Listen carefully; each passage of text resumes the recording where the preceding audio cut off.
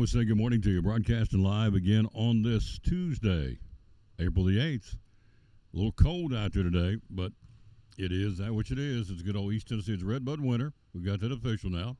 There are three. There's Redbud, and there's Dogwood, and there's Blackberry winter. So this is the first one, Redbud. The Redbuds are blooming. Dogwood in a couple of weeks, and then we'll finish things up in mid-May when the Blackberries bloom. That's country. It's Blackberry winter in mid-May. So right now it's Redbud winter. And it's 2 or 3 days of a cool snap. It's going to warm back up, and that's exactly what's happening. Going to be cold again tonight, then warm back up. We say good morning to you. We're live here in Milligan. You see behind us the land of the Buffaloes. Love promoting the orange and black. We got lots to talk about. We're talking baseball. We're talking tennis. We're talking bowling. We're talking about the whole program. We got a big announcement we had last week about reconnecting with, is it BSN Sports? BSN? Yep, with Nike. Boom. We like it. And so we got lots to cover. We've had some academic All-Americans been announced. We've got, we've had a good run with basketball since the last time we were here. We went 2 basketball teams, both went to the national tournament. Ladies beat Oregon Tech and lost to Marion, Indiana. The guys lost to University of Cumberland, so it was been a good run. We were not here in the month of March. I know we weren't. We were laid up, but so we missed the March visit out here. But we got the April visit. We're going to talk baseball right out of the chute. We'll do that as soon as we get this cranked up. We'll do it with the national anthem, and we'll do it. Who gets to do it today? Let's see. I have not played. Oh, here he is. Chris Stapleton with the national anthem on show number 2262, the Tom Taylor Sports Show. Oh, say, can you see by the dawn's early light what so proudly we hailed at the twilight's last gleaming, whose broad stripes and bright stars through the perilous fight. Oh, the ramparts we watched were so gallantly streaming, and the rockets regular amongst birds singing up, yeah, through the night that our flag was still there. Oh, say, does that star-spangled banner yet wave? Oh, the land of the free and the home of the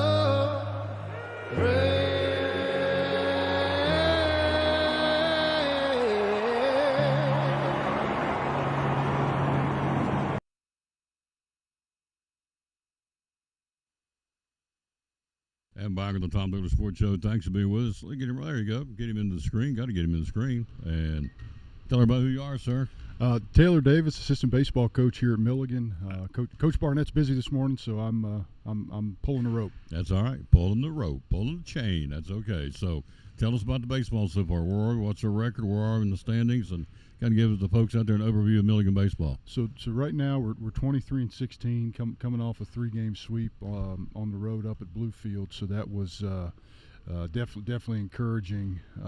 Never easy to go anywhere and sweep, but and those guys had pitched it pretty well, and we swung it well this past weekend. So 23-16 overall. I can't remember exactly what our league record is, but I know we're sitting in 5th right now with an opportunity probably to finish high as 3rd. There's a couple at the top that are kind of running away with it, but I think we're still in the mix to finish as high as 3rd. You've had some quality wins along the way. You guys beat was it Tennessee Wesleyan? Beat them and Reinhardt as well. Yeah. So 2 of those teams that are the big boys, if you will. But Milligan's a big boy too. Went to the national tournament last year for the first time. So. And hoping to duplicate that again this year. So 23-16. Now for the tournament coming up in a couple of weeks at Hunter Wright Stadium in Kingsport, you take the top 10. Is that right? Top 10. Yep, and it's two 5-team pods. Mm-hmm. So we'll play kind of a 5-team bracket, and the 2 winners of each bracket will play for the championship. We're going to be streaming those. We're excited about doing the baseball. We'll be doing audio only, just like basketball. We're going to be there with the Milligan baseball team. Softball team plays at the Brickyard complex in Kingsport too, which is pretty cool. We saw in basketball, they played the basketball tournament at Meadowview. It really became almost like a Milligan West over there at Meadowview. The place is packed. And so we play baseball, the orange and black. We travel well. We should have good representation in Kingsport because we're the closest school in the conference to the stadium. So we should have a lot of people over there. Yeah, and we were fortunate to make a pretty deep run last year, and I think obviously, we're us and a lot of our opponents, have guys from all across the country, but definitely you could kind of feel a home crowd, especially, not everybody was taking off on a Wednesday at 11 o'clock to come see us. But once you get into the weekend, if you can hang in there and, pitch it and play well enough and get to that weekend, we'll get some Buff fans out there. That's the beauty of we're going to be being able to do it during the day. So we're going to block out whenever they play, we're going to be over there. So we'll block this show and kind of put on the whole. We want to follow the Buffs in baseball and in softball if we can. Let's see, coincide at the same time. Talk about your pitchers. Who's some of the guys that are leading you right now? Well, I think it probably all starts with Canyon Guerin. He's our Friday night guy. Just has a really good breaking ball, and I think you probably know baseball well enough that anybody can hit a fastball. It doesn't matter if it's 80 or 100. College hitters figure that out, and I think his ability to have really a plus second pitch gets us off to a good start on the weekend, and then Spencer Reif and Jacob Bishop, 2 older guys, pitch on Saturdays for us, and we've kind of had a bullpen by committee right now. I think Jacob Poe, Pat Collins, Austin Maxey, all those guys just come out and they pump strikes for us, and that's the name of the game. It's an interesting strategy because sometimes you play a 3-game set, Friday and a doubleheader on Saturday typically, right? That's how it goes. Yeah, that's how we do it. Unless the weather gets you. And so sometimes I've seen in years past where they save the big gun for the 3rd game. They'll roll out middle of the pack starter on Friday and the early game on Saturday. I've been around teams in the past where they put the big dog, as I said, on that 3rd game on Sunday or on Saturday. You guys opt to put the big dog out there coming out gate first, right? Well, I think we got, I don't know if they're all big dogs, but we got 3 pretty good ones. Oh, yeah. And, we just feel comfortable. And I think a lot of times teams do that is because that 3rd one's a 7-inning game. Mm-hmm. So a lot of times if you there's kind of a guy that it's your 7 innings or your baby. Go get it. Go get it, Tiger. Yep. And Jacob Bishop has really kind of flourished in that role. He's got a couple complete games, and that's 7 that's helped us out. So. We're talking Milligan baseball. We're live here in Milligan, of course, on the Tom Taylor Sports Show number 2262, as you see, on this 8th day of the month of April. So pitching is you're the coach, but you still know the guys that swinging the sticks. Who are some of the guys that have had hot bats for them so far? I think our Braxton Baird's actually leading the conference in average right now. He was something stupid this weekend, 10 for 13 or something like that. Wow. He and Cade Calahuave, he hit at the top of our order and just kind of set the tone for us. We had a kid last year, Gavin Jones, really, I think he was like 10 for his first 10 starting the year last year, and this year he hadn't seemed to be able to find a hole out there. You're supposed to hit them where they ain't, and he just hadn't been doing that.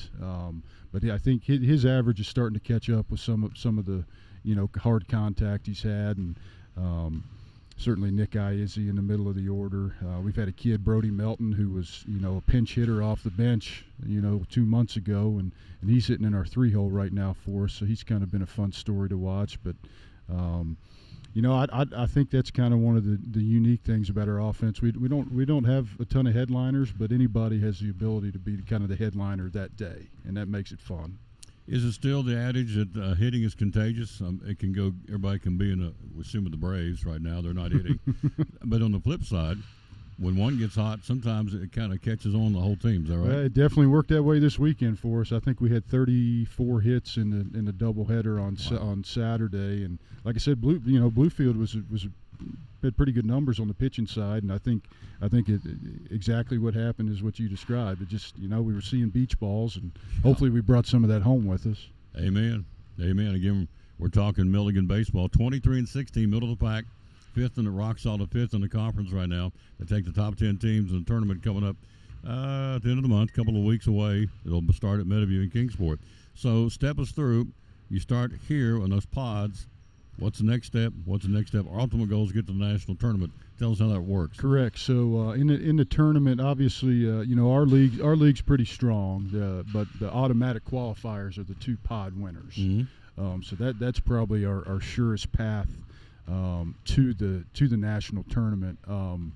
We play Johnson this afternoon, who's top 25, and then we're on the road at Georgia Gwinnett a week from today, and they're top 5. So I think.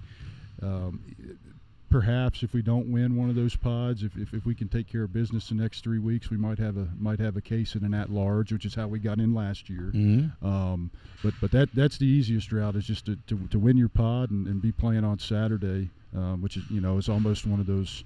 I don't want to call it a participation trophy because we are playing for a championship, but both teams that make the championship go to the postseason, go to the national tournament. And that's the goal, is to win that pod, right? Absolutely. And there's 5 teams in the pod. 5 teams. I think it takes. We were looking at it, kind of trying to map it out the other day. It takes 4 games to win it through the winners bracket, and 6 if you get in that losers bracket. So we'll be relying on some of that pitching we got. So it is double elimination. Yes, it is. That's a good thing. So it starts in a couple of weeks. We're going to stream it. Audio only. Will be at Meadowview, or not at Meadowview, that's basketball. We'll be at Hunter Wright Stadium with baseball. And so Buff baseball, it's exciting, it's fun. You got a lot of local kids on the team too. Yeah.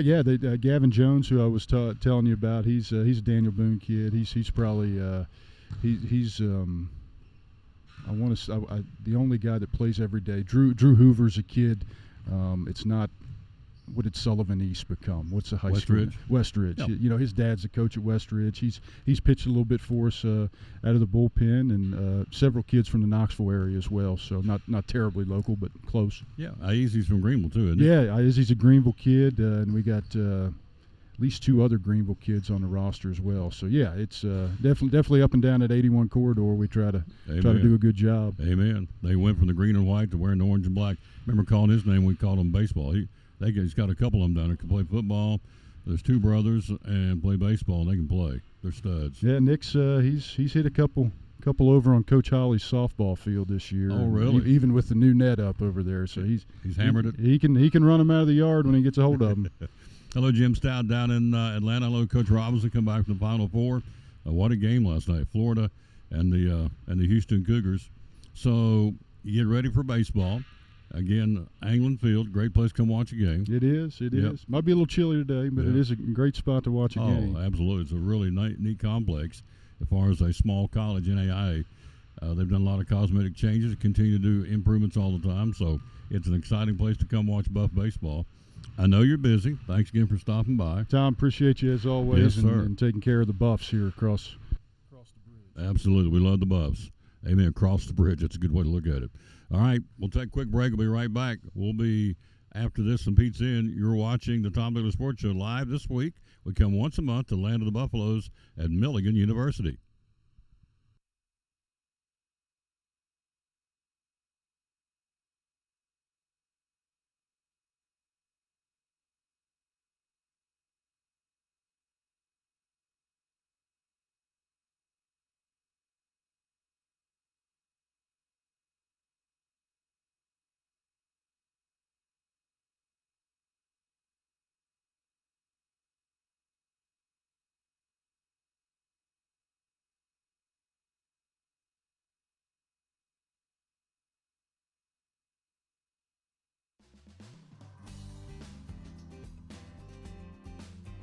It's important to hire a professional because you want a quality, trained, and licensed person working in your home.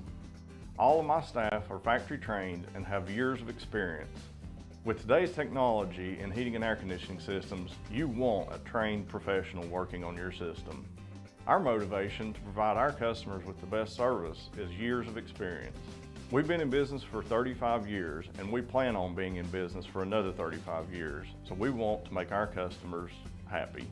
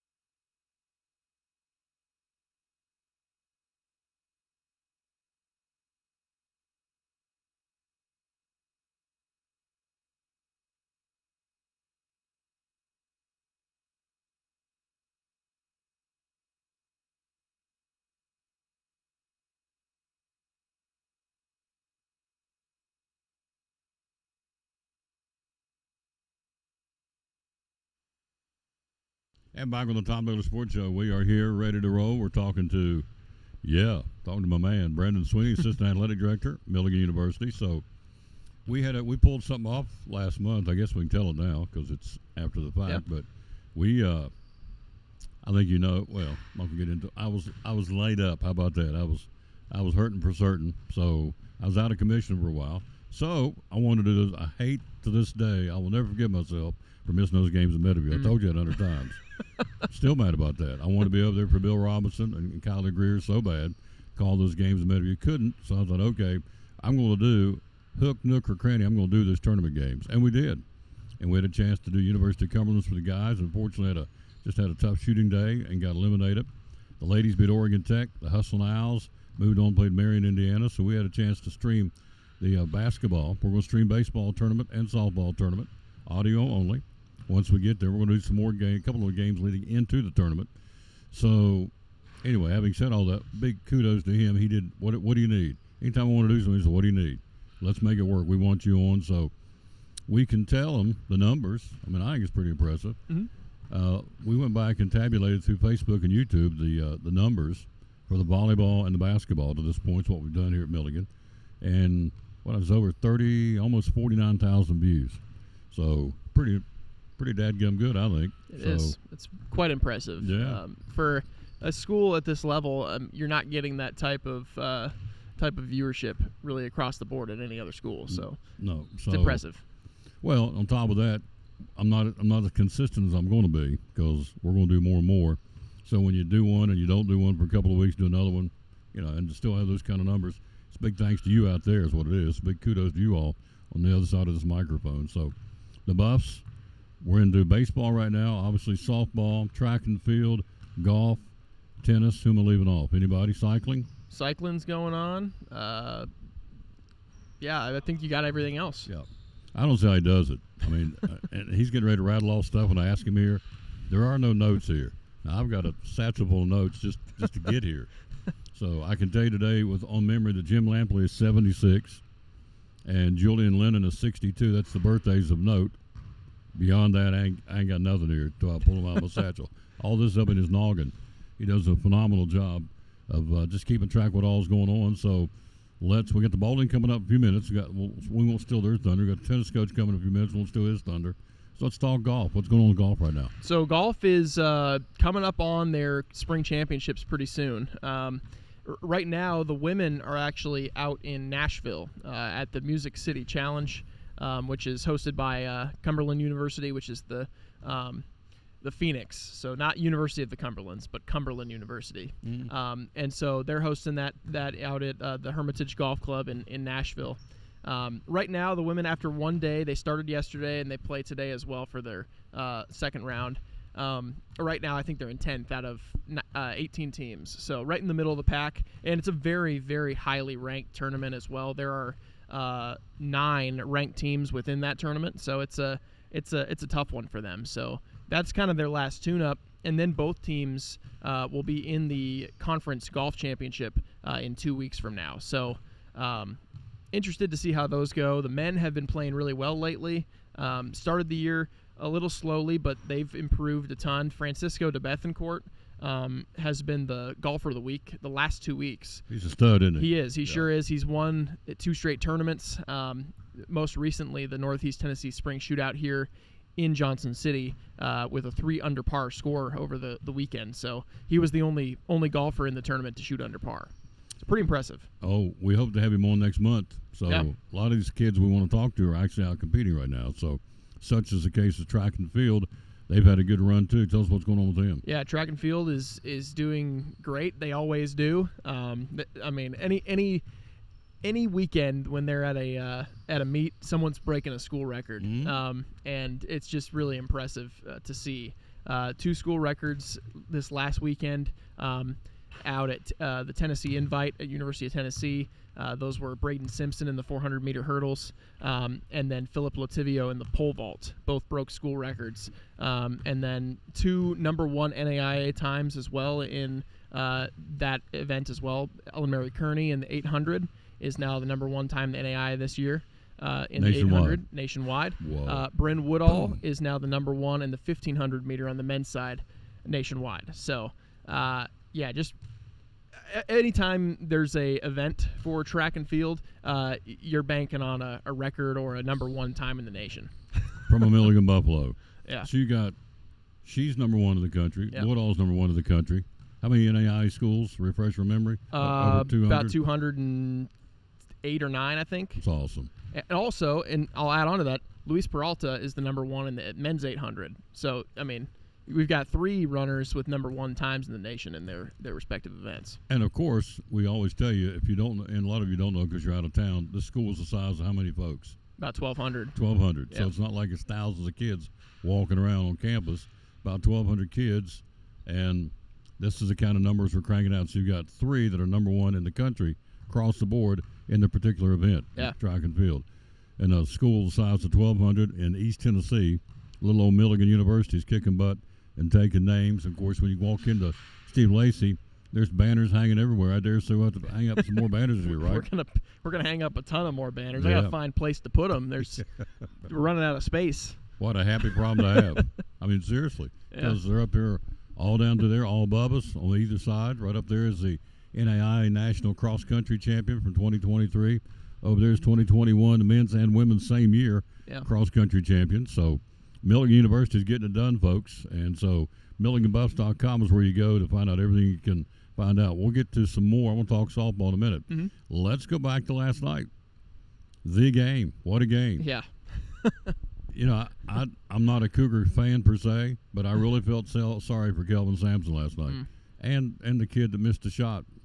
Sharp missed a shot. We never actually got the shot off, so they had a meltdown. And as Sampson said, it's incomprehensible to him to go down on 2 possessions and not get a shot off, which he's right. I mean, what a way to lose it.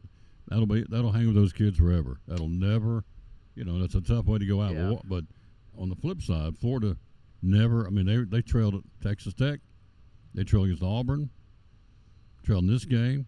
So the last 3 games they were trailing to come from behind to win. So they're just tough. They earned it. But what a game last night. What was your thoughts? I mean, my thoughts. You never want to say you get to a championship game. That's a crazy accomplishment.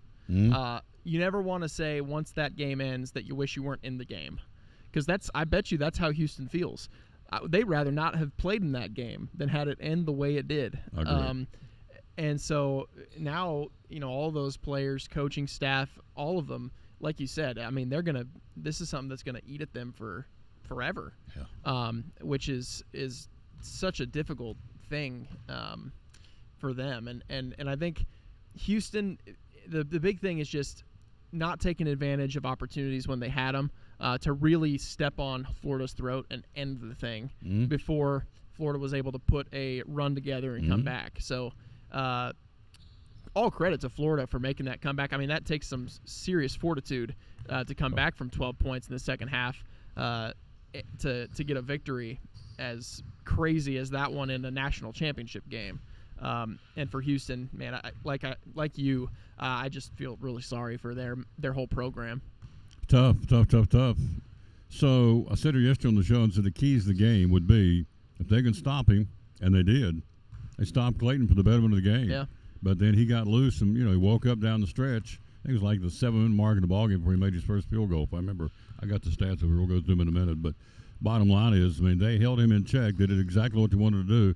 They how do you kill the snake? Cut off its head. So, I mean, they had him stopped. And yet he, to his credit, because he's an outstanding talent, so he came alive there down the stretch. They had turnovers. They had missed opportunities with the possessions. We're talking about Houston. So, Florida forced them into that situation, I think, to make those mistakes. And kind of, Houston was known, and understandably so, as being mentally tough. That's what they their bread and butter. Mm-hmm. But last night, Florida, I felt like was a tougher team mentally.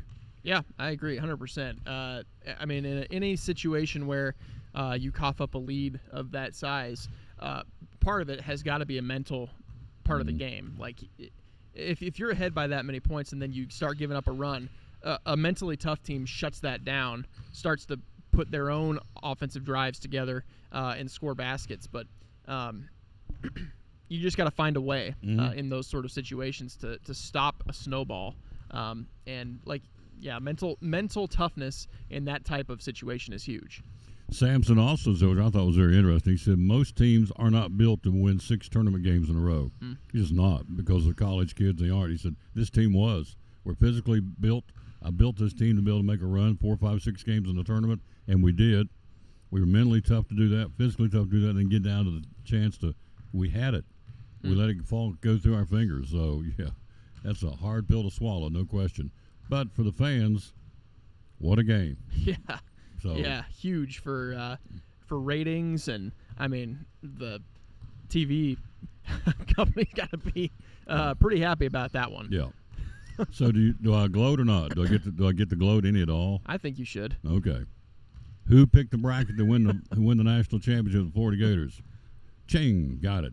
So I had them playing Duke, but I picked Florida to win it all this year. So, every now and then a hog can find an acorn.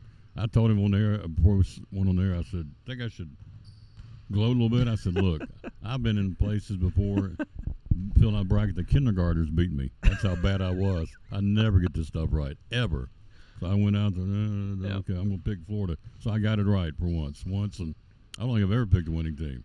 Normally I'm like, my bracket gets blown out the first day. So such is the case. St. John's, I had St. John's going deep. They didn't do squat. They folded like a cheap beach chair, and so so I got Florida. That's my one claim to fame. I got Florida to win it all, and they did it. So there you go. Yeah. So, but what a Final Four. So now the transfer portal starts. Now we crank it up and get going. So I got a story too. We'll get to that in a second. I got a story about a guy who wants to sue. He's suing. Oh yeah. Jenkins from Villanova, suing the NCAA. He didn't get enough money back when he played. Now, this lawsuit's coming down. We got that in the story I'm going to get into here in a little while as well. Maybe you can help me, or if you got stuff to do. But, excuse me, so the NCAA and this lawsuit, this antitrust lawsuit is getting ready to roll out. Now, all these guys and girls are going to get paid. So Jenkins, who played way back for Villanova back in 2016, I believe it was, and so he's come out now. He's going to sue Villanova and the NCAA because he didn't get his cut. Well, this antitrust does not go back to when he played. So the question is, if he gets any kind of a sniff of a chance to make this stick, then all of a sudden you best believe everybody's going to come out of the woodwork. Tom Taylor played in 2012 for Marshall. Where's my cut? And Betty Jones, she was a hot rod basketball player for University of Tennessee back in the day. Where's her cut? That's not what's going to happen, is it? It is what's going to happen. Well, we'll see. I think for Jenkins specifically, he famously hit the game-winning shot at the national championship game over North Carolina for Villanova back then in 2016. And I think for him specifically, he has a bit of a case just because they have made so much off of his one play. Yeah, they have. So for him, I understand it. That one play, he's not making anything off that. They put it in commercials, in promos for the Final Four, all that type of stuff. So that type of thing I can understand him wanting to be compensated for retroactively, but the player that doesn't have really much of a presence nationally with the NCAA, hasn't been used in ads, things like that, those players I think are going to be left out of this type of suit. But for Jenkins, I think his case is at least plausible. Lawsuit comes 9 years after the former Wildcat star hit a buzzer beater against North Carolina in the 2016 national championship game. All right, if you're going to use that criteria, then all right, NC State, the basket, Valvano runs across the floor, and the buzzer beater. I think it'd be Houston, wasn't it? Is that who it beat? Yep. So then all of a sudden, Thurl Bailey and those guys on that team will go, well, all right, then Valvano. Then you get into another can of worms, I think. All right, Valvano's gone. He's passed away, of course, deceased. What about his family? Says, no, wait a minute. My dad or my uncle, whoever it is in this case, the relationship, he didn't get anything either. And so, you used that clip, run across that court 1,000 times. Yeah. So we need a cut of the action, too. So I think you're getting ready to open up Pandora's box. I would agree with that. Like I think any sort of national ad that was used by the NCAA to advertise for college basketball in any way that's got players in it from teams in the NCAA, those players have a case. Those coaches have a case. They've all got cases that they should be part of this because they've been their name, image, and likeness has been used for the betterment of the NCAA. So I don't know that it's right. I don't know that it's what's supposed to happen, but I think legally, technically, they all have a case. Well, if Tom gets a little dab, Brandon's will go, "Why come I don't get a little dab?" Look, that's how it is. Yeah, you're right. And you can say what you want. That's how it is. You're right. So this landmark case, the judge says we're going to go back and we're going to retweak the rosters. She wants to know more about the rosters. Who is actually going to be able to get this money? So I don't know how they're going. How do you regulate this? I mean, you're talking. Everybody keeps saying $2.8 billion. Yep. It's some ungodly, unbelievable amount of money.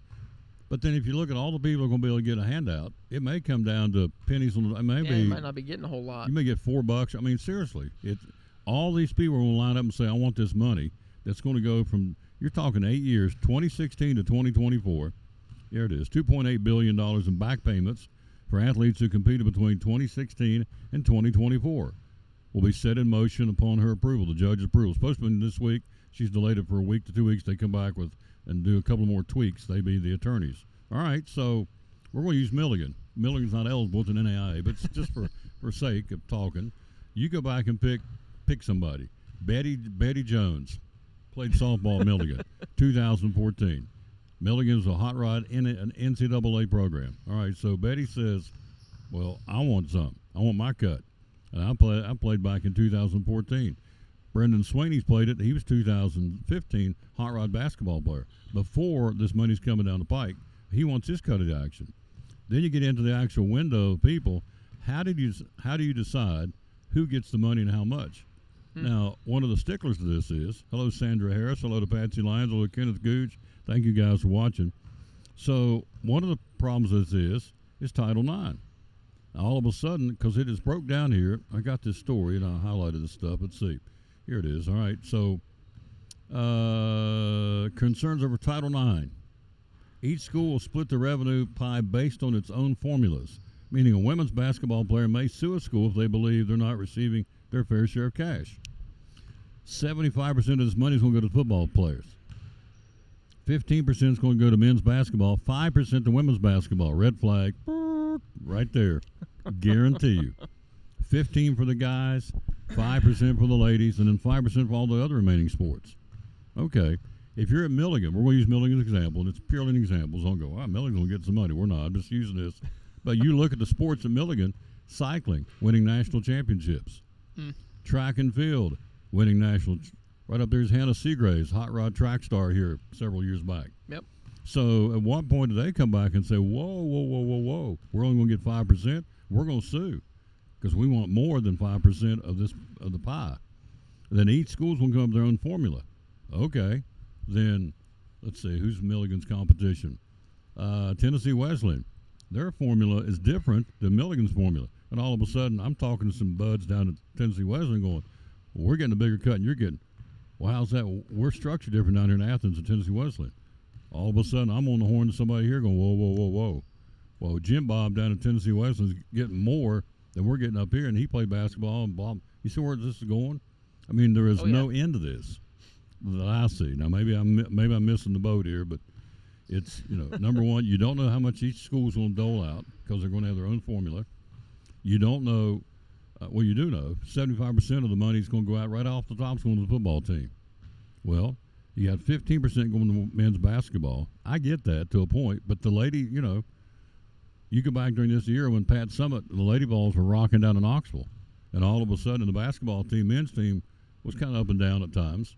So immediately those girls on that team will go, whoa. We're only going to get 5%.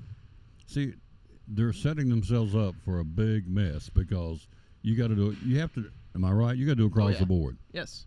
All right, we're going to drop back and say everybody gets 45%. Anybody played football is going to get more than basketball. Men's basketball is going to get more. It's not going to get more than women's basketball. It's got to be across the board, even Steven, or you're just asking for, a total can of worms. Yeah, I think when you look at just kind of the structure of everything, and you understand kind of because revenue-wise, the sports that bring you the revenue are football and basketball, really, at the college level. So I understand from their point of view being like, okay, this is going to be the percentages that go to these specific teams because they bring in as much money as they do on average compared to these other sports that don't bring in the money. The thing is, I don't think that this is necessarily supposed to be that way. It's not supposed to be off of revenue. These players are like, you know, if you're a college athlete and you think you should be part of this, you feel like, hey, we're all equal. We're all athletes in college. Mhm. It's not like you're making money. Sure, your team is making money because you got tickets and it's a sport that people want to go see, and they'll pay money to see. But we're all the same is the way the athletes will think. And so setting this ahead of time, the 75% football, 15% men's basketball, 5% women's, and then all the others, what that does, in my opinion, is all it does is create division within the athletes, absolutely. group of athletes that are at the school. Absolutely. Why 100%. would you want to support the football team as an athlete at the school if you know they're making 75% of the cut? Bingo. I mean, it's human nature, folks. Let me throw two more on to you. We'll get into softball. I love having this guy on the show. I guess you can tell that. Love having him on the show. We could be a two-headed monster. It could be the Brendan and Tom show. I wouldn't care. It'd be great. So you had two more pieces of the pie, okay? Let's go with 2016 to 2024. More than likely, somebody in that time frame has gotten married. Yeah. Oh, yeah. And gotten divorced. Okay. And they got kids. All of a sudden, Tom and Susie were married. Tom was a hot rod ball player, now we're divorced. Susie says, my kids need some of that money. I need some of that money. Maybe figure it into an alimony or something, because he's going to get a big chunk of change, allegedly, from playing football. That'd be me. And so the ex and the kids say, where's our cut? Guarantee it's going to happen. The other caveat is somebody in that time frame, 2016, 2024, has passed away. And the descendants of the family of that athlete, student athlete, says, he's gone or she's gone, but, he played and she played, and we want some money. And I promise you, if you get a good enough attorney, it's going to happen. Oh, yeah. So there again, Definitely. Then you get into a whole other can of worms. Now you're talking about offspring, exes, folks who have passed away and played. So and I'm not read anything where maybe it's in there, but I've not read anything to the contrary that says, here are the parameters. I mean, it's almost like it's a wild, wild west. We're with this big chunk of change. Everybody's going to get a chunk of it, and we're just going to dole it out till it runs out. But you're talking NCAA, every NCAA institution. I don't know. You said there's 200 and some NAIAs. Yeah. I don't know how many NCAAs there are. Close to Division the One. same. All right. Close to the same. So 250. Let's say 250 schools. How many sports do we have here? 31. Yeah. So we got 31 sports here in Milligan, and we're at Milligan, NAIA. So I don't know if it's that many. Let's just say 25 sports. That's safe. Probably more, but let's say for talking sake, there's 25 sports at 250 schools in America for the last 8 years, for the 8-year window. All those athletes that came through there. So then you get into, do assistant coaches, are they eligible? Do interns, grad students, I mean, can they reach out and Managers. go, yeah, I was part of the team too. I mean, it just goes on and on and on. And there's no, as I said, unless it's out there and I haven't read it, there's no parameters. Here's who's eligible, because right now it says anybody played. It says right here, the payment for athletes who competed between 2016 and 2024 would be set to be part of this $2.8 billion back payments. That's a lot of folks. And a lot of, as I said, a lot of wheels that are spinning. And I don't know if they can, I still don't know how they can regulate it, because based on that right there are no regulations. Maybe there are, and I'm just not seeing them. But anyway, that's what's happening. It's a week or so out. They're going to come back and redo it. She's the judge is asking to retweak it again. The judge, out of fairness, not just she, let me give you her name, Judge Claudia Wilkins of the United States District Court for the Northern District of California. So she's asking to come back again, and may not happen for several weeks to tweak things with the attorney, so that's what they're going to do. So stay tuned. Here we're at NAIA. We're talking about the NCAA. So now you shift your attention to the NCAA and, of course, spring sports now. We're doing baseball here. We're doing tennis here, which we're going to talk to in a minute. Bowling's here. Bowling's had a phenomenal year. Track and field, mentioned that. Let's do cycling and give me what's going on with cycling, what's going on with softball right now. Actually, cycling, Zach will be here a little bit later, so I'll Okay. leave cycling for Zach. But yep. Softball, we, at this point in the season, Milligan is right on the cusp of the last couple spots of the tournament field right now. They're at 11 and 13 within the AAC, which I think right now puts them in 9th, and the top 8 make the tournament. So they're right there on the edge. I actually talked with Coach Wes Hawley yesterday about things, and he just was saying, they just lost 2 against Kentucky Christian on the road, and he continues to say, we keep beating ourselves in these games we lose. But the thing is, it feels like when they're at home, lately they've been playing really good softball. It's just they haven't been able to have that consistency when they go on the road. So right now 11 and 13 in the conference. Elena Parsons just won the Softball Player of the Week award this last week. She had 2 homers, 3 doubles, and 5 runs batted in this week, and just has been really the team's best hitter all year, and probably is going to be an all-conference performer at the end of the season. So it's been really good for her, the Elizabethton native. Yep. Oh yes, she's a Betsy girl, Carter County girl, absolutely. So it's going good.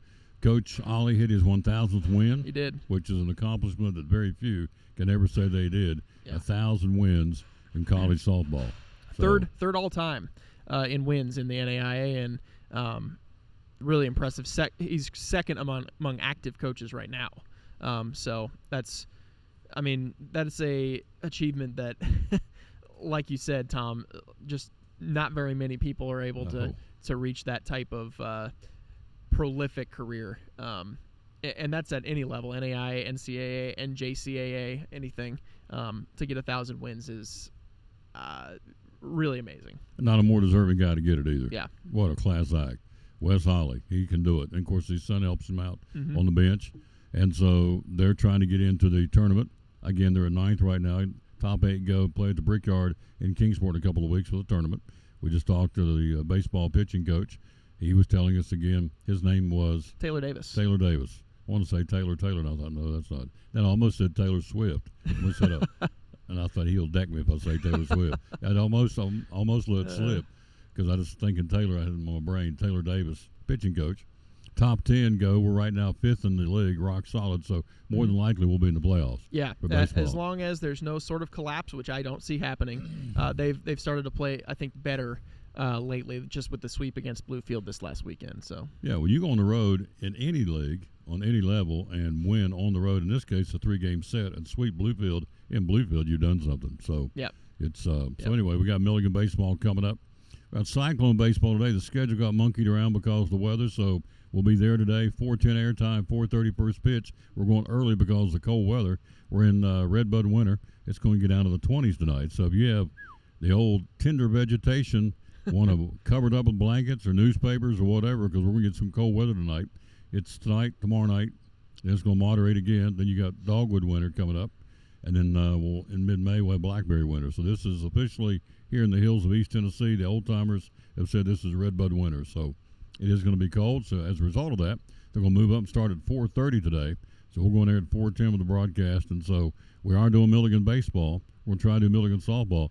The heck of it is there's just so much going on. And then you got the weather in play. Of course, I was out of pocket for about 3 weeks when I could have been doing games. I can't help that. So, but we're back, and so April. Man, I look up. Today's the 8th. Yeah. I keep thinking, wow, this month's clicking off too. It just keeps on trucking. Dad used to say, older you get, faster it comes around. Of course, you're a young pup. You don't know that, but it is. It does come so quickly. So the tournament for guys and girls, baseball and softball, are coming up at the end of the month, right? Yeah, they'll be April 28th through the 2nd for baseball, April 29th through the 3rd for softball. So, the very end of the month into the beginning of May. 1,200 kids, national championship update, because we keep adding them. How many more have we added now this year? Well, we've got, at this point in the year, we had 3 in indoor track. We had a national champion in swimming, a 4 by 800 relay. And then we had in cycling, we had 7 So so far this year, 7 plus 3 plus 1, so we got 11 on the year so far, which puts us at 59. 59 national championships. Yep. For a school of 1,200 kids. What's that tell you? They got some great kids and some great coaches. Let's give them props, too. The kids come in, they got a lot of talent to get here, but once you get here, you got to get them to play and mold them the way you want them and whatever sport you're coaching. So hats off to the coaches, too. They do a great job. So we're at 59 national 59. championships. 59. Wow. Yep. And all you need to know is go to the website, excuse me, milligansbuff.com, and it's all there. So let's talk real quick before our next coach comes in. We got to take a look at some Major League Baseball, too. Yeah. The BSN folks come back and repartner with Milligan's. Very exciting. Tell us about it. Yeah. BSN and Nike have partnered with Milligan, 3-year extension on our previous deal with BSN and Nike. So some improvements to that deal for us, getting more gear, which will be good for our athletes. More ability to really showcase the Milligan brand through our apparel on the road and here on campus. So also, in addition with that deal, that gives on-campus discounts actually for anyone who works at Milligan. Will have discounts through BSN as well to purchase Milligan gear, which is a cool perk that not a lot of places get. So the bookstore will reap those rewards as well. They'll get product for on the cheap and then be able to sell that to anyone who comes into the bookstore, buys stuff from the bookstore as well. So really cool that BSN and Nike are doing this with us here at Milligan, and we're excited for the next 3 years. 3-year commitment, re-up, as a matter of fact, partnership. Hello to Andy up in West Virginia. Hello to David Dean. Hello to Brian Moore. Gary Rose says, good thing we know what we're talking about when it comes to college basketball. He and I sat yesterday and broke it down. So, again, one more time. Can I gloat one more time? Yes. I picked Florida to win the national championship in my bracket. So, there you go. We were dueling each other because I picked Houston and they You lost. did. So. You did. It was. We were going at it pretty good. So you look again at how good this when Nike comes along and says we want to partner with Milligan University, again, re-up. They could. I mean, there's a lot of schools knocking on the door and saying we want to, we want to wear your product, and Nike gets that. But to come back with Milligan for another 3 years says a lot about the Buffaloes. Yeah, for sure. It's a brand, at Milligan that Nike recognizes as one that is really prevalent in the NAIA. And, I mean, the best example of that is the most recent Learfield Cup standings, where we're number 4 in the whole nation in the NAIA. Yep. In those standings out of the over 200 institutions. So, I mean, that's a huge deal to have that type of standing, and it will entice a company like Nike to continue working with you. So here you go. The Gallup poll said, I read this, I don't know why I remember this over Christmas, but I remember reading about it. Gallup poll says the 4 most recognizable symbols in the world, not just in America. I can't remember the order. One of them is the face of Mickey Mouse. One of them is the McDonald's arches. One of them is the face of Santa Claus. And the 4th one, in no particular order, is the Nike swoosh. Oh, yeah. All over the world, they see that swoosh, they think Nike. And the golden arches, they think McDonald's, obviously. And the picture of Mickey is Mickey Mouse.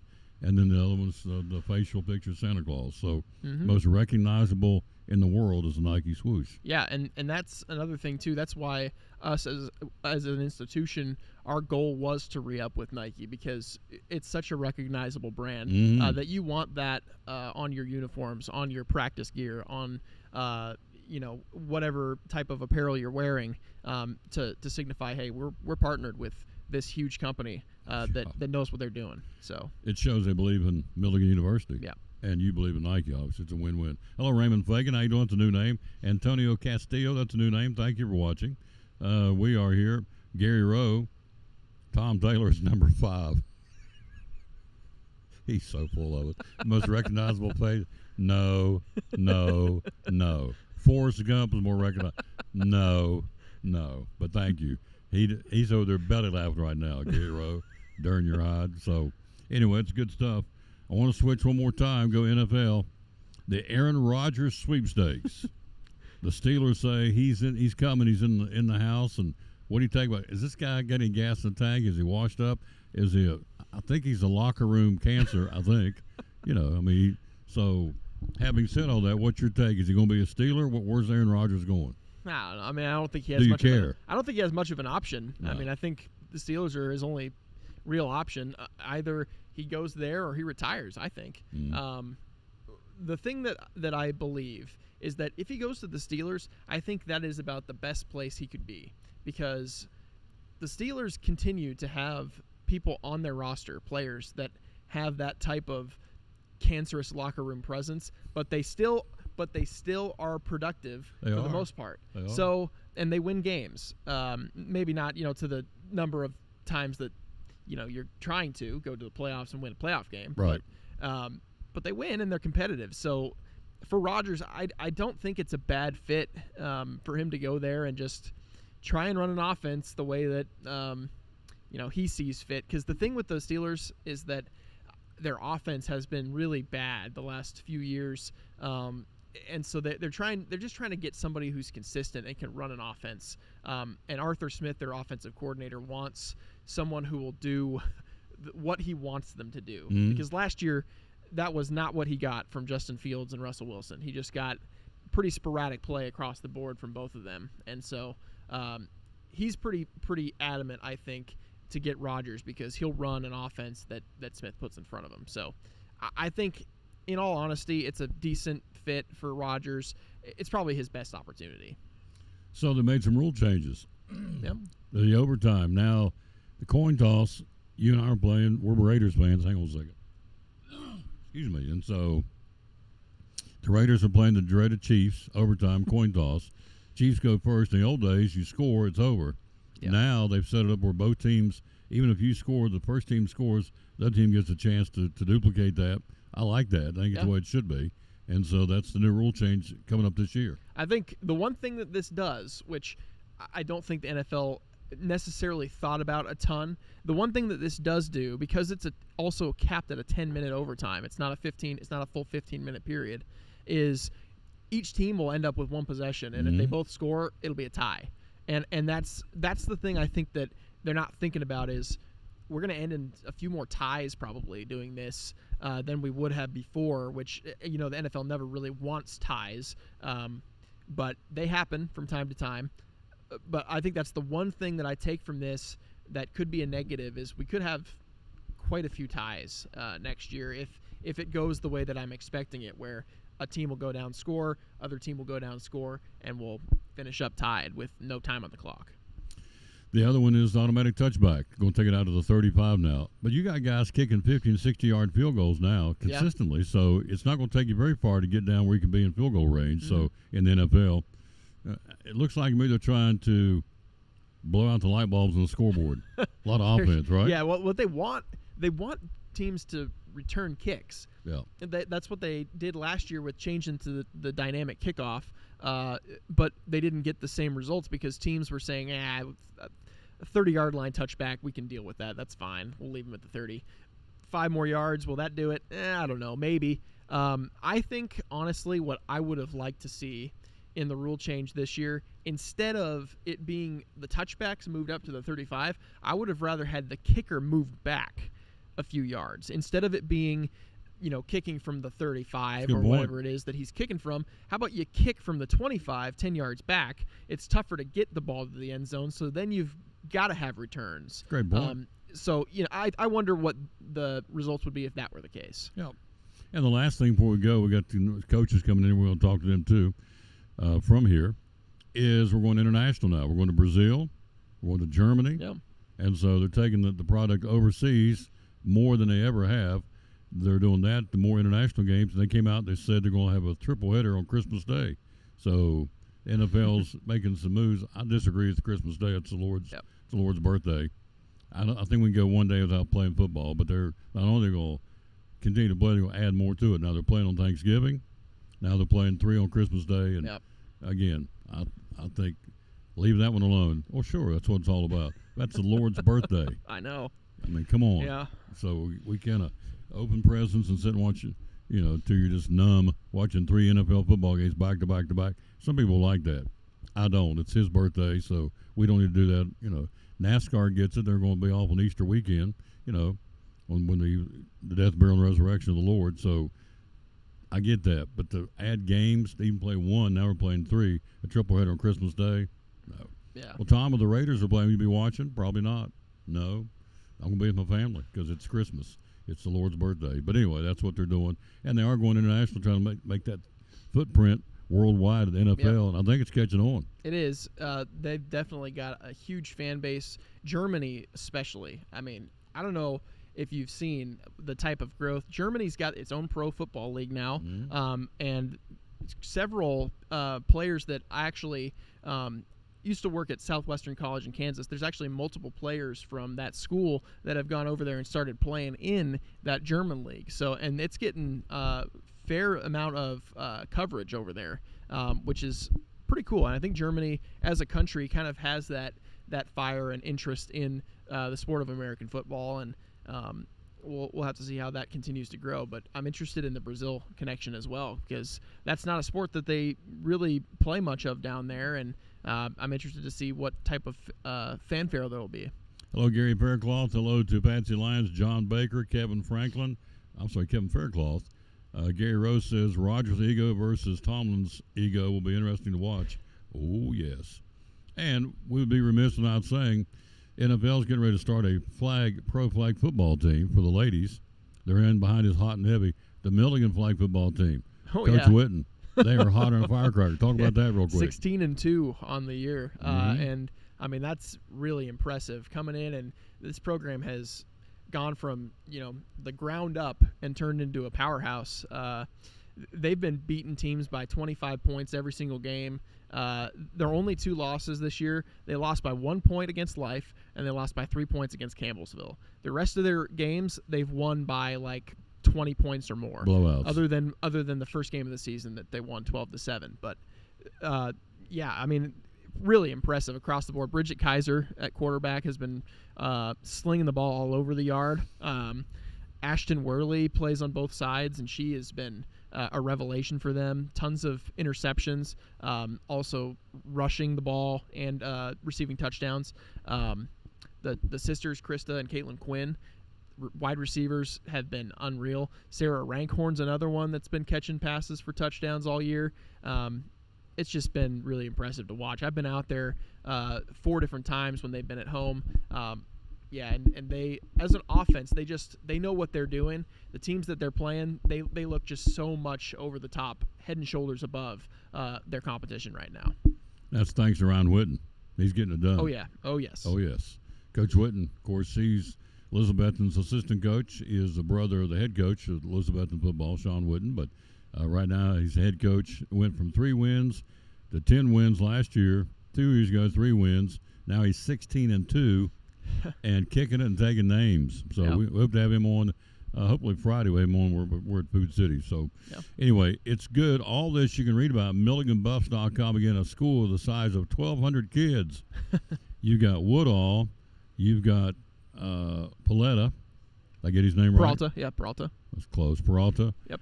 Woodall and Ellen Mary Kearney. Yep. Mary Kearney. Those 3 kids, young people in track and field, are the number 1 in the country in their event right now. Out of 250 schools in America, they're number 1 in their event. So it's good. We're going to take a break. Who we got coming up next, by the way? Got Zach Nave, head coach of the cycling program. Yep, got him coming up next. As we're here talking Milligan, we come once a month. Again, the flag football, we had games scheduled to stream those back in March. And old Crip, old Sissy, he was hurt, laid up in the recliner. I'm so mad about that. I'm starting to stay mad about it. I don't know why. It's like, Tom, people get sick. Nothing they you get do hurt. about it now. No, but, man, I was hot because I had to miss those 2. No, the basketball games, missed those, and I missed the darn flag football games because the home schedule. They don't have any more home games, do they? No. Do they have a playoff? Do they have a tournament? Not here, no. It'll be in Atlanta. Yeah. Yep. All right, we'll take a break. We'll be right back. I'm going to be mad the rest of the show. But I did get Florida right in the bracket. Yep. Tom Taylor Sports Show. We're live at Milligan University. Back after this from Northeast Community Credit Union. Community Credit Union, one of our great sponsors. Christmas Club Savings Account for next year. Tell me about it. Yes, let's talk about it because now you're going to have 12 months to do this. What better time than right now to open your Christmas Club savings? There's no cost on this. This is just something that we can help you transfer automatic funds, either weekly, bi-weekly, monthly, out of your check. So that way you won't even have to worry about it. And each time that you have that transferred, either you can do it yourself or deposit into this account, or we can have automatic draft set up. That's just convenient for you. And like I said, it's just another sub account to your savings and checking at Northeast Community Credit Union. So if you have any questions, visit bmycu.org or come in and see us at one of our convenient locations, or call 423-547-1200. And you cut checks when? Next year? October, November? So when you get your checks? Yes. Save it up all year? Yeah, so direct deposit could be your monthly paycheck. Okay. And so you can allocate a percentage of that paycheck into the Christmas Club. And that way, when you get to October, November, it's going to be built up. And so it's a great feature, and people love it. The Christmas Club Savings Account for Christmas 2024? Yes. From Northeast Community Credit Union, one of our great sponsors of the Tom Douglas Sports Show and Cyclone Sports.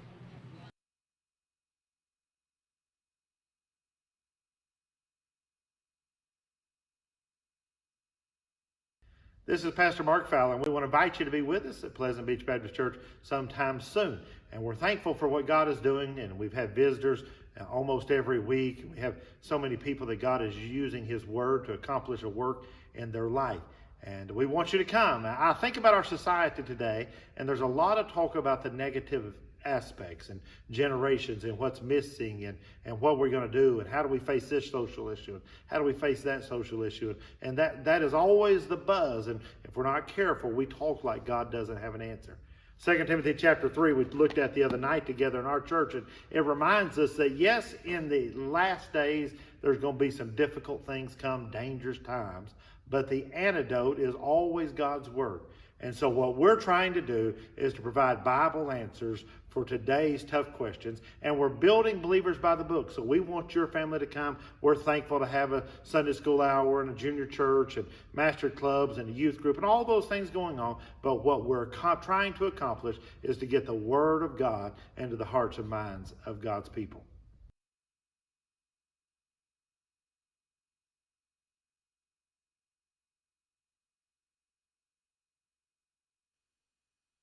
Back on the Tom Douglas Sports Show, we talk about success. This guy's doing it. His kids are doing it. Zach Nave, the cycling coach at Milligan. Good morning, sir, and now good afternoon. How you doing, sir? Not too bad. Grab that right there and hold it because it's so cavernous in here. I'll Just move take up. I'll move up. There you go. You can hold it right there. All That'd be good. That's all right. He ain't a rookie. He's been on him before. He knows what he's doing. So, anyway, cycling. So, folks out there have no clue what we're talking about. So, there's different cycling events inside the sport of cycling. Is that a fair statement? Yes. So, start out in the fall. What do you guys do in the fall? So we start out with track cycling, and then Goes around a circle? yeah, no breaks. It's what you see in the Olympic Games. Okay. Put that a little closer to it. And then There you move go. into mountain biking Okay. directly after that. Now, stop right there. For those out there going, what's mountain biking? You go down, you're out riding trails? So you've got distance events, which is cross country, short track events, which is a small loop you can watch the whole time. Both of those are endurance events. Then you have two gravity events. One of them is a dual slalom event, which is it's got banked turns. They kind of time both lanes, and you race each other the whole time. And then the last one is downhill, which is what you just described. Yeah. I mean, literally downhill. You're Yes. racing against other people downhill. Yeah, those guys don't pedal uphill as much. They like just coming straight down it. And they love it, don't they? They love it. The adrenaline rush. You got to be a little crazy for it. You got to be crazy. Absolutely. Imagine coming down a hill on a bike fast you can come out in the woods against rocks and stumps and trees and everything else, right? Oh, yeah. Yeah. And so you're competing against these other guys and ladies, and it's wide open. So, yeah, you got to be a different bird to do that. I like that. So, the going around in a circle, so how many laps do you do? How big is the track? So the one that we did was 333 meters. So it's a third of a kilometer. Okay. So 3 laps of that gets you just over half a mile. Half a mile. Yeah. Okay. And you're moving on those two, right? That's all speed? All speed. Yeah, letting it rip. So, why I'm telling you this is because we won national championships. We got, what, 7 so far this year? 7 this year. Just this year with this gentleman. How many guys and girls are on the team total? 51. 51 kids are cycling. So, if you're in Elizabeth, then you'll see them all the time going down the Tweetsie Trail. a gaggle of kids that got the orange and black on riding their bikes. You see them virtually year round, don't you? Practicing. Everywhere, Yeah, it's awesome. So when you see a big old gaggle of them, or if you just see several, you'll see orange and black with Milligan hats on or Milligan shirts. That's these kids getting some time in to practice. So right now, which events are you? Well, right after mountain biking, we did cyclocross, which is just we were going to cyclocross nationals the last time I talked to you, and then right after that, we had the winter break coming into spring semester. We've done road this entire semester, and we just finished up conference championships. Did you win? We did. Yeah, we did. We didn't lose a race, actually. So. Did not lose a race. Guys didn't lose. The women lost 2. Men didn't lose a race.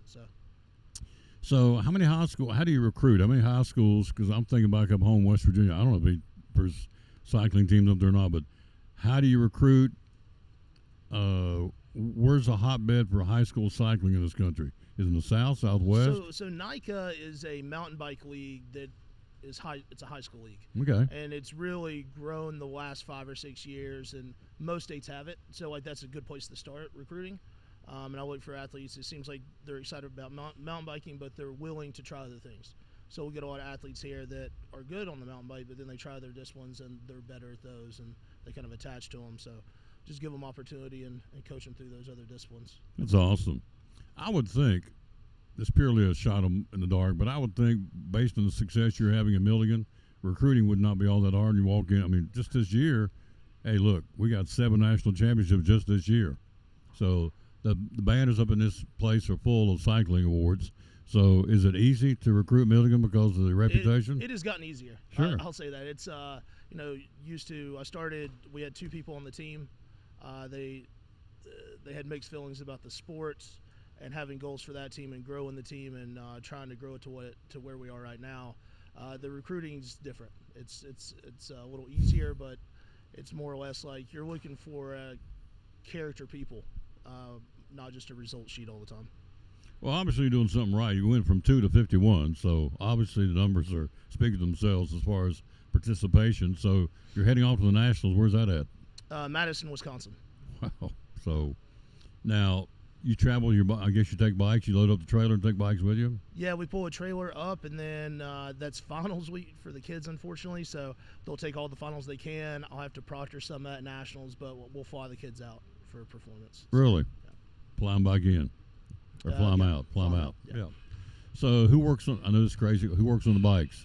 If a bike goes down, are you the mechanic? Some of the time me, some of the time my assistants. Some of the times it's the kids that have worked in shops and they know their way around bikes. So it's just depends on the problem. I'll say that. Yeah. Is there a particular bike brand? When I was a kid, we had Swins. Are Swins involved in this at all? No Swins. I think they bit the dust a while back. The Trek, Specialized, those are the most popular, I would say, that we see. We're talking to Coach Nave, the cycling coach here in Milligan. Again, they've won 7 national championships just this year alone, which is quite impressive. Looking to add more coming up in a couple of weeks in Madison, Wisconsin. Then after that, what happens?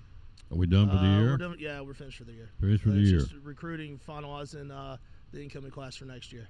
Are you out recruiting actively now? Yeah, we've been doing it all year, and then you hit times where it's like, it's just travel, and work. And we put on our home race 2 weeks ago, so that takes a lot out of you. And then, we're just tying a bow on everything for recruiting, so we should finalize it towards the end of May. So geographically, where are some of these kids coming in from next year? We have international students coming in from all over, and in California, Utah, Florida, Texas. They're spread out all over. Love it. Yeah. If you come on this campus right now, it looks like, honest to Pete, Norman Rockwell, the red buds are blooming, the dogwoods are blooming. I mean, it's beautiful any time of the year here at Milligan. But in fact, I'm going to try this week before the trees turn, just go across campus and go live stream, just to show the beauty of the campus. That in itself sells the kids, doesn't it? Yeah, it does. Yeah. You've got a lot of people coming from areas that are desert areas or dry, or even people that are coming from maybe Florida where it's a little warmer. They enjoy the change of season, so it's a selling point. Absolutely. So, how many years you been head coach? It'll be 13 this next December. So, how many national championships have you brought home? You got 7 this year alone. How many have you? I think we're at 28. right now. Yeah, we're 28, and I hope to add to it moving road. A couple We've of got- weeks. Yeah, a couple weeks. Like we got the team to do it. It's just you got to stay healthy. So I'm asking a lot of. I'm intrigued by this. So training. Is there a particular diet you want these kids, these guys and girls, right? Yeah, it's so specific per athlete. You know, like when I was racing way back in the dark ages, we had a guy on our team, and you know, like we're all like chicken and rice and vegetables and like trying to eat clean and. Before a race, this guy stops and gets a gas station hot dog and wins, and you're like, "Whoa, what?"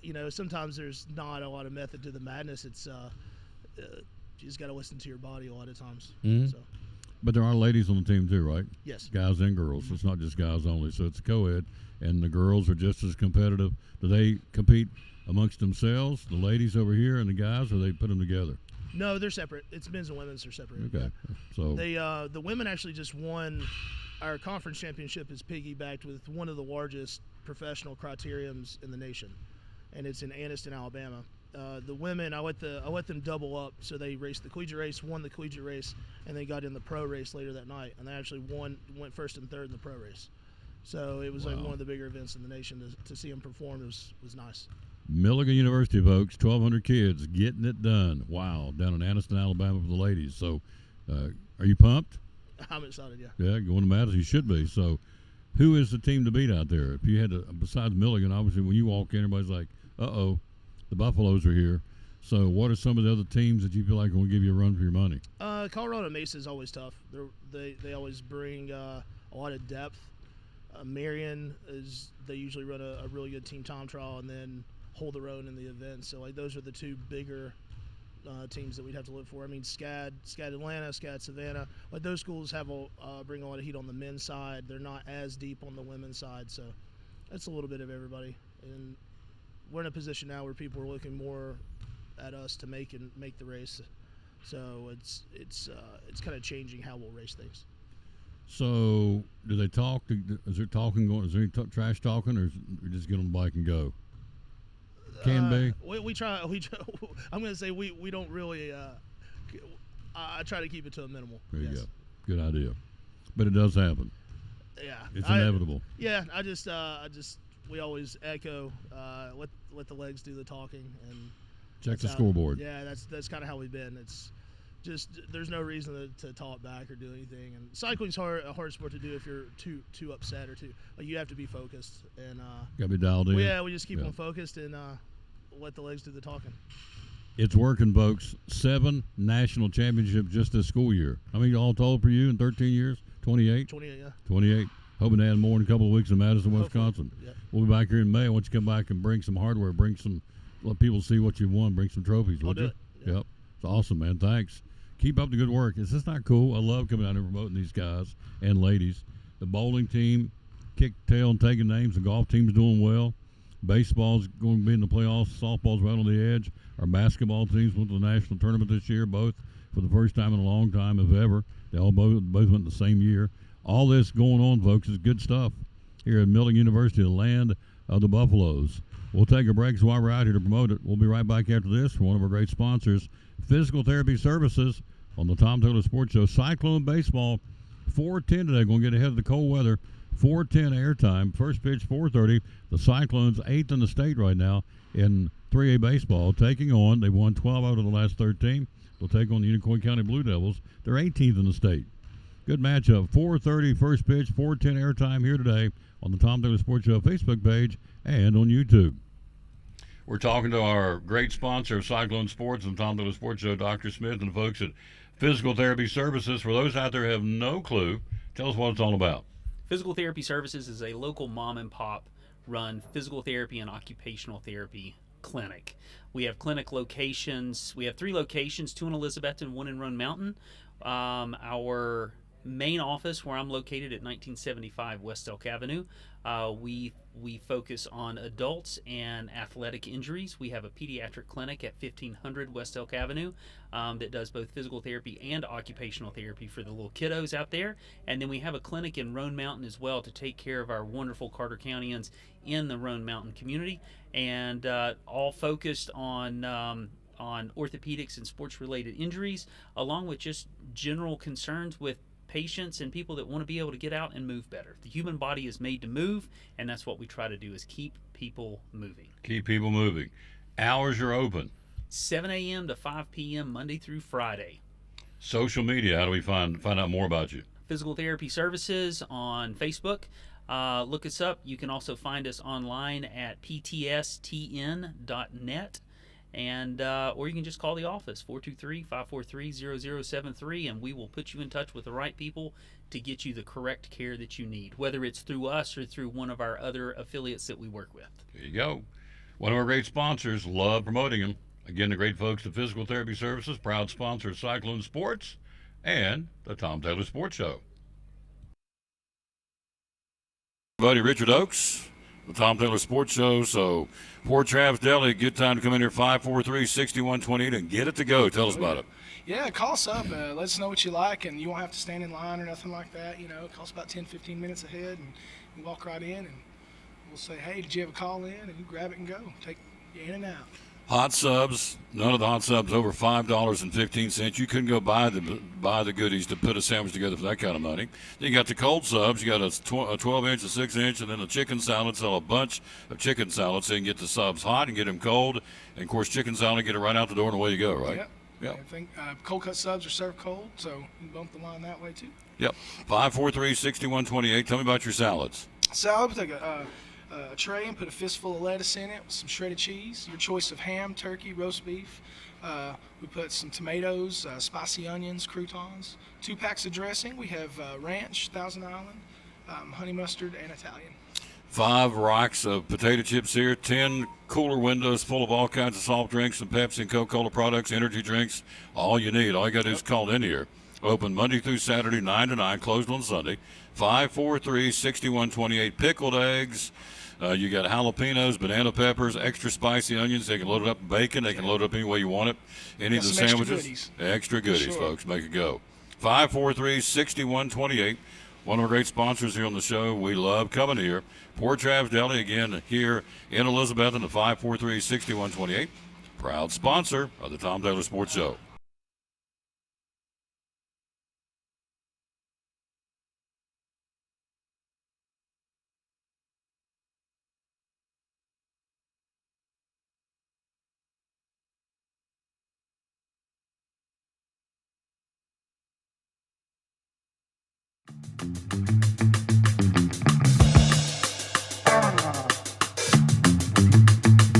And back on the Tom Taylor Sports Show. Thanks for being with us. The verse of the broadcast always dedicate our show to the man who hung on the cross. And today's certainly no different. And it goes like this. It is John 14:27 says, this is what the Lord said, peace I leave with you. My peace I give you. I do not give to you as the world gives. Do not let your hearts be troubled and do not be afraid. So may God's peace that kind of goes beyond anything makes sense settle in your heart today. Dr. Tony Evans, I love Dr. Tony Evans. Former chaplain of the Dallas Mavericks. This guy's awesome. A lot of books he's written. Dr. Tony Evans says, don't start with God and then end with your mountain. Start with your mountain and end with God. So he will have the final word over your situation. I love that. Don't start with your mountain. Don't start with God and then end with your mountain. Start with your mountain first. Take that mountain to God and let him take over and work through it and help you fix it, fix the situation. Absolutely love it. John 14:27, the verse of the day. Cyclone baseball coming up. 4:10 airtime, 4:30 first pitch. The Cyclones and the Unicoi County Blue Devils from what should be a very cool, I would think, Northeast Community Credit Union Ballpark down on the river. We're taking the propane heater. We're going to stay warm tonight.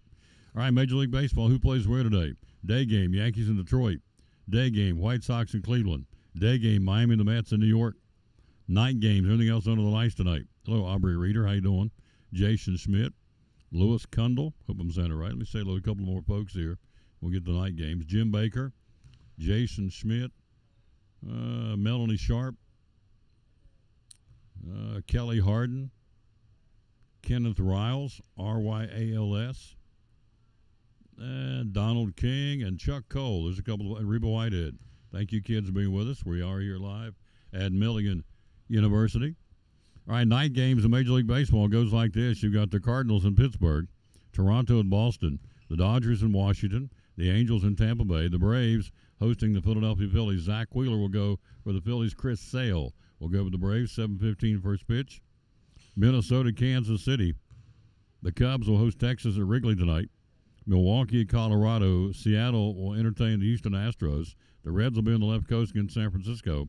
Baltimore in Arizona. And the Athletics hosting the San Diego Padres. That's your full schedule for this Tuesday, April the 8th in Major League Baseball. Again, saying happy birthday to Jim Lampley. Having a birthday, sportscaster 76. And also happy birthday to Julian Lennon. Having a birthday, the late John Lennon of the Beatles is his son. He's 62 today. And those are the birthdays again on this Tuesday, April the 8th. Hello to Samantha Jenkins. How are you doing? And James Fogarty, how you doing? Thanks for being with us. We'll take a break. Got our next guest coming up right after this from one of our great sponsors. How about this from President Trump? I love this. About our country, about America. I love it. The greatest country in the world. Back after this on the Tom Taylor Sports Show. I stand before you now as proof that you should never believe that something is impossible to do. In America, the impossible is what we do best. Hey, it's your girl Mayani. A little thing that I love about the Chick-fil-A Cobb salad is the chicken. Literally, the nuggets, they smack. When you put those nuggets in the salad, it just brings the salad to life. I'll give it a 10 out of 10. Hi, I'm Jasmine. And a little thing I love about the Chick-fil-A market salad is that the chicken is super juicy and the apples can be a little tangy, also a little sweet as well. So there's just a ton of different flavors. It's just so good.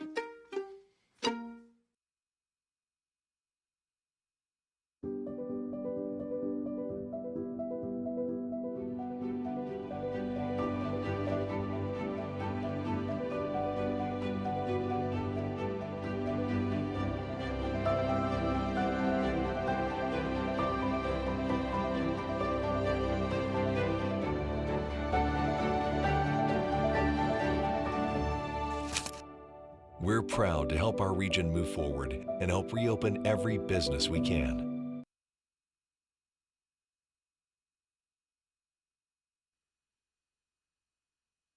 And back with the Tom Taylor Sports Show. Let's run down the games for today. Again, it's all weather related. We had a lot of rain here the last couple of days. So we'll see. We'll make the assumption that it's going to be okay to play today. We are. We're going to be playing on the turf. So we got a game coming up, as we said.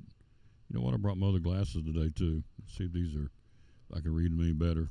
Other ones, hang on a second.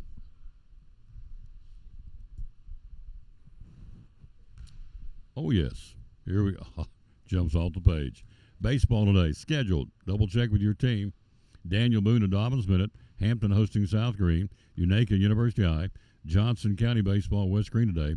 Cloud on the North Green. Lakeway Christian and Providence Academy. Chunky Doak scheduled to play in Happy Valley today. Westridge at Science Hill. Tennessee High at Sullivan East. Jeff County at Crockett Baseball. Volunteer at Morristown West. And Greenville at Cherokee.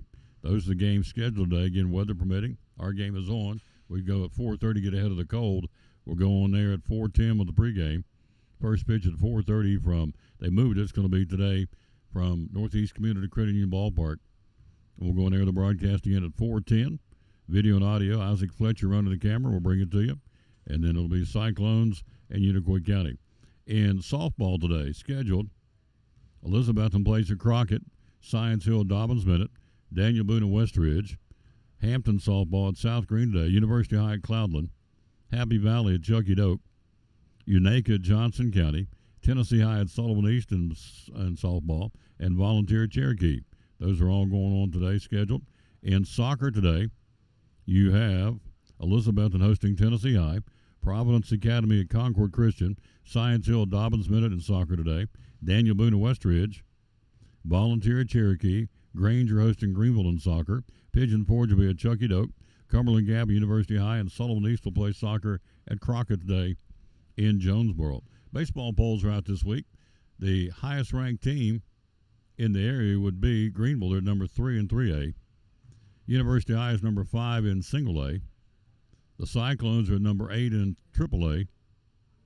those are your rankings, and you have Science Hill and Dobbins Minute. Science Hill are the DB 10th in the state in 4A, and Science Hill is like 18th in the state in 4A baseball right now. So, but today it'll be 18th ranked Unicoi County and 8th ranked Elizabeth and getting after it. Cyclones have won 12 out of the last 13.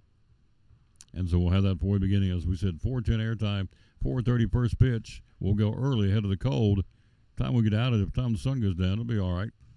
We will, it's windy out there and it's cold, but we'll go on there at 4:10 with a first pitch at 4:30 today at Northeast Community Credit Union Ballpark. The Cyclones and the Unicoi County Blue Devils should be a dandy.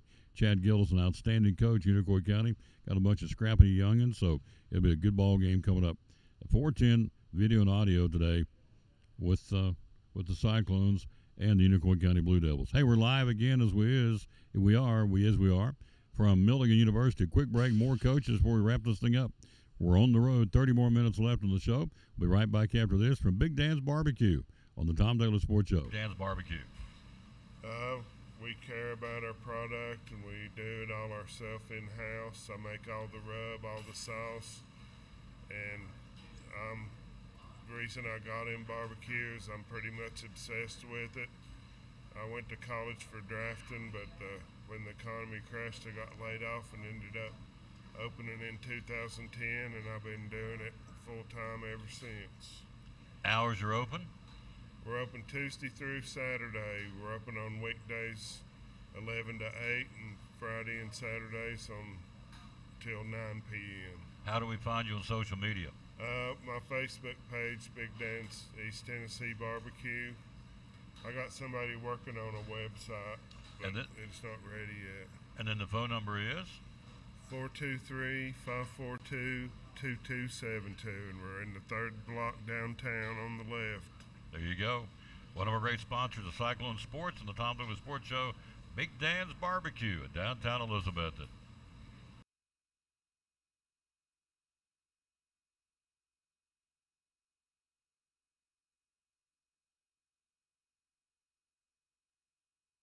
Sponsors of Cyclone Sports and the Tom Taylor Sports Show. Real simple. A lot of furniture stores out there. Why come shop at Cannon's Fine Home Furnishings? One of the biggest reasons people really rave about is 95% of every piece of furniture you see in our store, you can have it tomorrow.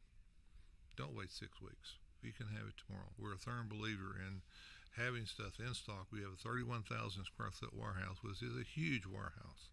It's actually one of the largest warehouses of any furniture store in the Tri-Cities. And it's full of furniture. And we keep it that way because we want you to be able to come in, select it today, enjoy it tomorrow. It's not the same day. Sunday, sometimes we deliver the same day. So it's just that simple, folks. So phone number to get a hold of you is? 423-543-6937. How do we find you on social media? Just look under Facebook, look under Cannon Furniture. It will pop up everywhere. Also on Facebook, we're running specials all during the week. You'll see maybe some of them may be limited quantities, it's short period, but they're crazy prices like that chest you were talking about. $147 for a chest it's a crazy price, and it'll probably be gone within a few hours. But we're always running specials like that. Our website is cannonshomestore.com. We are improving it every day. We're going to make some major changes to our website. We're excited about that.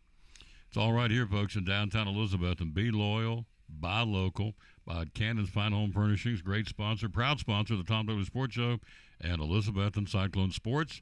Cannon's Fine Home Furnishings.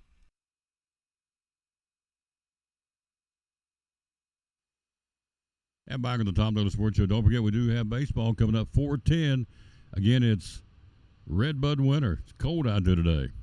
And so we're going to get ahead of the cold as best we can. We're going to bring you the broadcast. We'll go in there at 4:10, early start, 4:30 first pitch to beat the cold. And I totally get that.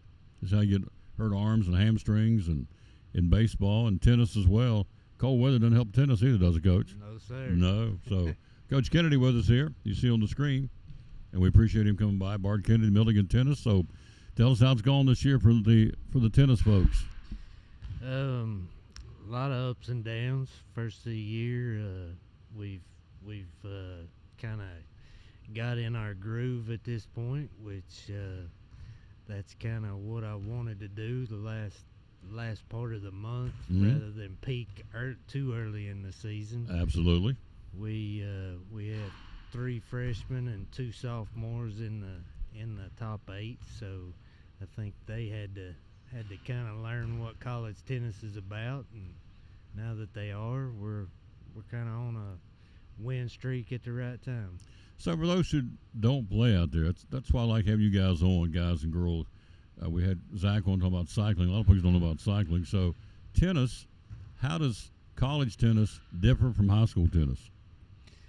A lot more depth, a lot more pace. Speed, quicker game? A lot quicker. A lot quicker, yeah. Footwork, technique, everything's just a little bit more wound. Usually in college tennis, you've been doing it 16, 17 years. Mm-hmm. High school tennis, I coached that before I got into college. Some kids that don't pick the game up until they're in high school. Yep. So once you get to college, you're dealing with guys and girls who've been at it for a while. They played the game. They're into it. More than likely played at high school until they got to Milligan. Men's and women's. So let's start with the men's team. Who's playing well? What's your all's record? Can you give us an overview of the men? Number 1, Gonzaga Lafarga. Our number 3 guy, he's a freshman. So the 2 guys that I'm throwing out, McCall Curley and Gonzaga Lafarga, that's a freshman and a sophomore. Wow. We have another freshman at 4 playing really well. Those 3 are, I think, 3-0 on our last 3 matches. Wow. So you're peaking at the right time. That's good. Really peaking at the right time. Who's your doubles guys? We have McCall Curley and a senior at number 1. At number 2, we have a senior and a junior, both Brazilians, Marcos Moreno and Tiago Petri. At 3, I have Braden Kennedy and Tomas Tennell, a freshman and a sophomore. Really good doubles teams this year. Michelle Marino, would she be related to Marcus? I think she would probably be with Marcos. She's watching. So is a lady by the name of Mary Dykes Kennedy. You know her? More than likely. You better say yes. I better say yes. I've never met her. But for the safety of my fellow male, you best not say that's Mama. You got it. That's good. We appreciate you all watching. So his wife's watching. So how many years you been the coach in Milligan? This is my first year. Oh, first year. Yes, sir. Awesome. That's cool. And so you came from where? I came from Greenville, Tennessee. Okay. So you came from Greenville up here to Milligan University. So what's it been like your first year of coaching tennis at Milligan? A lot of learning lessons. Mm-hmm. I thought college would be a little bit simpler, but I'm learning that it's not so simple. Yeah. A lot more paperwork.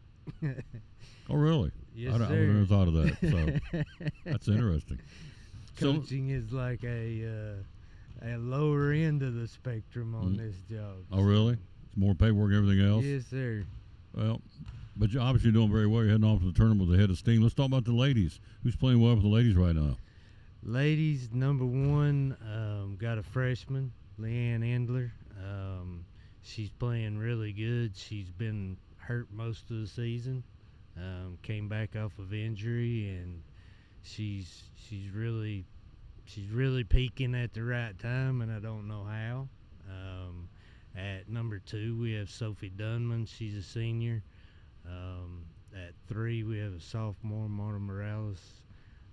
Those number 4, Lauren Wimmer. Those 4 are really peaking at the right time. So you've got some stateside girls and guys, and you got some international players too, Yes, right? sir. Which people don't realize when you're in the Tri-Cities. You go, they have international kids at Milligan. There's only 1,200 kids. So you got kids on the team from Brazil, right? Yes, sir. So how in the Brazil, world? Spain, Venezuela. Really? It's incredible. So you would think, logically thinking, how do they end up from Spain, Venezuela, and Brazil to Milligan, a school with 1,200 kids in East Tennessee?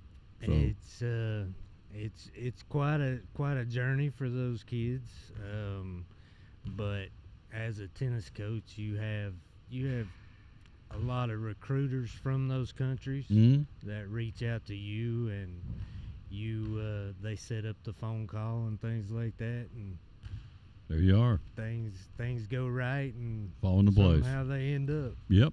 So you're heading off to the tournament when? We head off tomorrow at 1 p.m. Heading down to, what'd you say, Chattanooga? Chattanooga, Tennessee. So again, for folks, the whole point coming out is teaching them about Milligan, exposing Milligan and awareness to the university and to the sport. So in your conference is who? How many teams in the conference? We have 10 this year. Okay. 11 for the girls because Brenau is in the girls. They're not a girls-only school. So 10 in the boys. 11 and 10. Yes, sir. So we talked earlier with Taylor about the baseball. They're playing in pods, and the top 10 goes. So how does tennis work? What's the next rung after the conference tournament? Top 8 go to the conference tournament. We're right now the 4 seed. Awesome. On both girls and boys, and the next stage would be Mobile, Alabama, and the Nationals. So we say top 8. You're talking team, and can they go as individuals too, or just no, team? Sir. Just team. Teams go. So you're going to the top 4. So what's the format? Is it single elimination for the tournament? It is. So you'll get down tomorrow and start playing when? Friday? We'll get down tomorrow. The boys will play at 10 a.m. Thursday morning. The girls will play at 2 p.m. on Thursday. Wow. So got to ask you the same question. When you train these girls and guys, do they have a specific diet night before? You want to get plenty of rest? Do they eat a certain things and be ready to go to play tennis, or they just eat whatever they want? Lots of fluid. Okay. We've got to have lots of water the night before so that we keep away cramps and things like that. Not knowing if it's going to be hot or cold when we get there this week. That's a different thing too that we'll have to go through. We try to get in a lot of fruit for breakfast that morning, but we try to get a lot of carbs in the night before. So tennis, I played it very little, but I watch some of it from time to time. It can change real quick, right? You can be yes, sir. You can be on top of the world and a bad hit and boom, everything. Yes, sir. And then on the other flip side, you can be stinging it up and all of a sudden it can turn that quick, right? Yes, sir. All right. So that's the mental part of the game. So as a coach, I mean, when you get out there and play, you get out there and play. So, but you're still. Do they get timeouts? I know sometimes they go to the side and the Wimbledons and those. So when do you get a chance to? Can you talk to them while they're playing? I mean, can you be telling them? You can talk to them while they're playing. You just can't impede the play, meaning you can't stop it. Right. So if they're in the middle of going to serve or anything else, you can't impede that. Right. But on changeovers, you change sides of the court every odd games. So we get to talk for a minute and a half.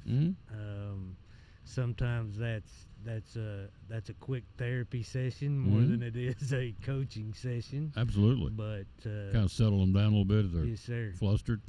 So I'm out there getting ready to serve. Can you say, "Come on, Tom, you got"? I mean, can you talk to them on the serving or? Yes, sir. Okay, so there is talk. Again, folks out there learning this that don't know from a competitive standpoint what you can and can't do. So I'm usually trying to talk to you so that you're not listening to what's going on outside the fence coming in at you. Because there's some chatter going on. There's some always talking, some chatter. Some chatter. You got it. So you're teaching them to block out the chatter. Yes, sir. Listen to Coach Kennedy and block out the Yes, chatter. sir. And focus on what you're doing. Yes, sir. I got you. I understand. So next month we come back and give us a report how you want it. So you go in as the number 4 seed. Who's the number 1 seed right now? Number 1 seed's Tennessee Wesleyan. On both? They're number 2 in the nation. Oh, really? Yes, sir. Guys and girls. Yes, sir. They're the real deal. They are the real deal. All right. But we're number 4. We are number 4. And we're the Buffaloes. We are. And we're coming. We are coming. We're going to come off that bus. They're going to know we're there. They are definitely That's it. Gonna We're know there for a reason. We get on that bus for one reason. The Raiders' mantra is just win, baby. We're down there for one reason. Yes, sir. Bring home some hardware. That's right. Bring it. Orange and black. Go get him. I like this guy. He got that look. Give him that look like he's going to hit me. He got that fire. He's fired up. I like it. That's good. He's intense, and that's what you need. And so we appreciate him very much. That's our tennis coach here at Milligan, Coach Kennedy, heading down, as you heard him say, Chattanooga for the conference tournament this weekend. We're going to the number 4 seed, and they best be ready because Milligan's coming. The Orange and Blacks on the trail. We'll take a break. We'll be right back after this from Container Man, the official container of Milligan University. They clean out dorms, they clean out different things here on campus. They always use Container Man. In a world where clutter, trash, and debris threaten your property, one man is ready to save the day. He's Container Man, your dumpster delivery superhero. Need to clear out your garage? Call Container Man. Remodeling your home? Call Container Man. Demolition waste taking over your job site? Call Container Man. From minor to major projects, Container Man has the perfect size dumpster for every task. With lightning fast delivery and the customer service of a locally owned company, he will help you restore order to your world. When you're ready to fight clutter, trash, and debris, call Container Man.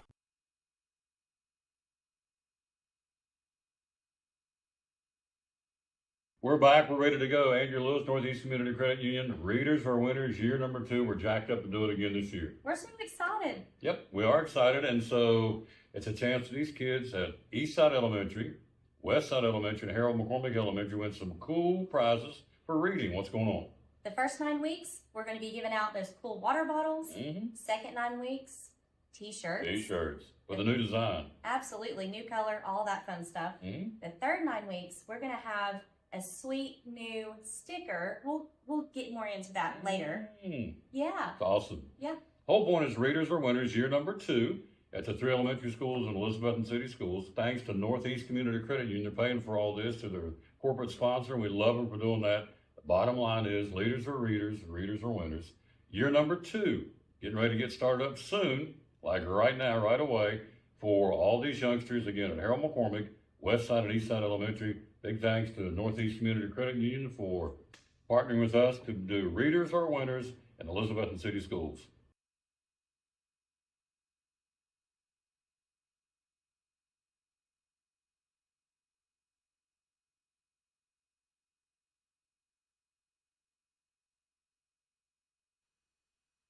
Back on the topic of the sports show, before we wrap it up, I do want to bring him back in one more time. I'll say thanks for lining these folks up. Coach Hooker couldn't get here. He's in the middle. He had something come up, so we get that. These coaches are busy. They're recruiting. They're doing whatever, and so even to come up for 5 or 10 minutes sometimes just doesn't work out. But so bring you back to close out because you can talk about the bowling. Yeah, bowling. The men's team their season is still going. They'll be playing in the ITC championships. That's the team championships for all bowling programs across the nation at every division. The top 16 schools get invited to this tournament, and it's in Las Vegas, and it'll be April 17th through the 19th. And it's a crazy opportunity for the program to be able to play in such a prestigious tournament. It's the first time that they've ever done it here at Milligan in the few years that the program has existed. So great accomplishment for them. The women, their season ended in the NAIA championships. They finished 9th in that tournament. In the country. In the country. Yep. And the men finished 4th. So really impressive that both of our bowling teams made nationals and finished in the top 10. So that's, as always, Milligan Sports, if there's a chance that they're a national championship team, they're going to do a great job when they get there. So both men and women, great job for them to finish in the top 10. And the men, best of luck to them coming up here in a couple weeks. Absolutely. We will be back in May to kind of do a recap of all these things going on. Cross country or cycling's going to do their thing in Madison, Wisconsin. Bowling's going to do their thing. Golf's now, as we speak, they're playing. Yeah, they're playing in Nashville right now, and they'll be in the conference championships in just a couple weeks. So, I jokingly said with Coach Kennedy about swagger, but there really is. When Milligan gets off the bus or off the plane, however they transport to these events, when they come off there with that orange and black, people know Milligan's on the scene. Oh yeah. Oh yes. Based on our success. Absolutely. They're here. Yeah, the success speaks for itself. Absolutely. And you see Milligan coming in, you're expecting a fight. No matter what sport it is that you're competing in. So they're here. They come down off the bus and go, "Uh-oh, Milligan's here." Not a bad thing. What it is for them, And they're not cocky about it. It's just like we're here. Right. I remember going into, I'll never forget, when I went with the basketball to Tennessee Wesleyan. We got off the bus, went into the gym, and the girls had just started playing, and we walked in with the guys' team, and they all stopped on the other end of the court and went, it's like, oh, they're here. We walked in, we looked good, we all looked the same, dressed, all had our warm-up gear on, and so it's like, oh, they're here. And that's how it is. Yeah, absolutely. I mean, across the board. Zach Ney winning 7 national championships already this year. You got our top 3 swimmer got a national championship this year. You've got the current Woodall and Mary Ellen Kearney. Yep, Ellen Mary Kearney. Yep. Kearney, rather.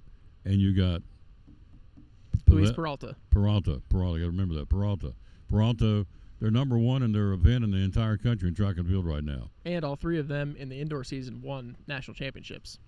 There you go. So, yes, you walk in with that Nike swoosh on, and orange and black that says Milligan.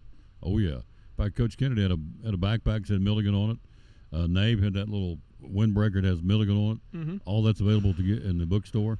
I'm not sure if all of it is, but there is specific stuff that will be available in the bookstore from Nike that will be great for anybody in the community to go and purchase as well. Yep. I know Christian said in basketball next year, one of his goals is to have a kiosk over here to sell Milligan merchandise. So we have every right to wear around just as the Floridas and the Alabamas and the Tennessees. Yep. Nothing wrong with those folks, but Milligan, these kids, and if you're in this program, in this Milligan family, you want to wear Milligan stuff because it's a great institution.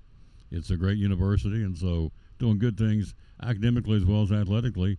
I know we're talking about building some new dorms, is that right? We are talking about it, yep. We're going to see when that ends up getting finalized. We're still in the process of that, but that'll be a great opportunity for us as an institution to just continue growing and give better, living opportunities for our student athletes as well. So I'm excited for that, the prospects of that happening pretty soon. And President Ware, as we've already talked, we're going to do a show, come out here, I guess in May at this point, either before or after graduation, and talk about the good things going on at Milligan on that side of the campus as well. So it's athletically we're here, yes, but the academic side is doing really good things too. And the reputation for Milligan's degree, and you get a piece of paper from here, you've done something, it precedes itself. I can name about 5 people right now that I know that got degrees in Milligan. Number 1, they're very proud of that. Number 2, it's a door opener. When you get a piece of paper from Milligan, those companies out there know, okay, you've had to bust it to get a degree from Milligan. They just won't hand them out. You've got to earn them. It's a tough academic institution, and that piece of paper means something. Yeah, we have some student athletes, alumnus that are in some really prestigious positions. We've got students from this school that are in the Food City, corporate office as a really higher up. We've got people that work in automotive industries as parts suppliers, even aerospace as well. So across the board, there's people working in some really prestigious companies that have come from Milligan and had their degrees from here. Yep. So that's why we're here. We're promoting it because we love doing their games, doing their athletic events. We're going to do more of them next year. We've already sit down and talked that over. So there'll be more Milligan on too, along with the Cyclones. So, but for now, we'll come back and do some baseball and some softball before the season's over. We'll come back next month and get a recap on what all's going on. Track and field they're going off to the national championship in May, aren't they? Yeah, that'll be toward the end of May, actually, that track and field will be in the national championship. So we'll have some stuff to talk about with Chris Lane probably on that show, see if I can get him to come on up and talk with us in May. We can have a Raiders fan club meeting right here because he and I and Brandon are Raiders fans. Why? Because we just love them. So they couldn't play dead in a Western movie, but I think they're turning the corner with Pete Carroll and Tom Brady and who's the new GM? John Spytek. John Spytek. So I think you're getting ready to see a change to the silver and black. You can't be down forever. That's sports. You can't be on top forever. You can't be down forever. It's our turn to get up on top for a while, isn't it? We used to be there. You can try to be down forever. Yeah. Well, we have. We have tried. We have. We've been the dumbest decision in the world. But anyway, I think Brian Davis has said, I'm going to turn this over to somebody who knows what they're doing. And that would be, obviously, Tom Brady and John Spytek. So stay tuned with the Raiders. Anyway, Milligan Sports, go to the website, milliganbuffs.com. It's there. Anything you want to know about Milligan? How many sports we have? 31? 31, yeah. 31 sports. Our dance team did well. Cheerleaders were in the competition. Yep. And the dance team went and did they not go do a competition too? The dance team this year was not competitive cheerleading at this point, but cheer was. Cheerleading. Competitive cheer had the Southern States Athletic Conference is the conference that we compete in cheer, and had the Rookie of the Year in the conference, Briley Pennington. Miss Pennington, yep. So really, really impressive to get that. That's the first major award from the cheer program since becoming competitive. So that's a huge deal yes. for that program. Good stuff, folks. In the land of the Buffaloes, MilliganBuffs.com. Thanks, sir, as always. You got it. Yep. We'll be back with you at 4:10 airtime. Video and audio. Cyclones, 8th in the state. Unicoi County, 13th in the state. In 3A baseball, we'll get with it at Northeast Community Credit Union Ballpark. It's going to be cold, so you may hear our teeth chatter, but that's okay. We're going to be up in the press box bringing it to you. Cyclone baseball against Unicoi County. Again, at 4:10 airtime. 4:30 first pitch. Going to go early, get ahead of the cold weather tonight and the wind, so we'll be ready for that. Hope you'll join us then. Thanks again for watching this show. Again, the show number 2,262. We keep clicking them off tomorrow. 2263 will be a Chick-fil-A. We'll do that, of course, in Johnson City. Thursday will be at Carter County Bank. And Friday, we'll wrap up the work week. We'll be at Food City on a Food City Friday. Back at 4:10. Thanks for watching. As always, we'll tell you, bloom where you're planted, and win or lose, be a good sport. And thanks for watching this show live from Milligan University, land of the Buffaloes, where we have right now, how many national championships? 59. 59 national championships here in Milligan, with a school the size of 1,200 kids. We kick it and take names, folks. We love it. We'll see you back here at 4:10 for Cyclone.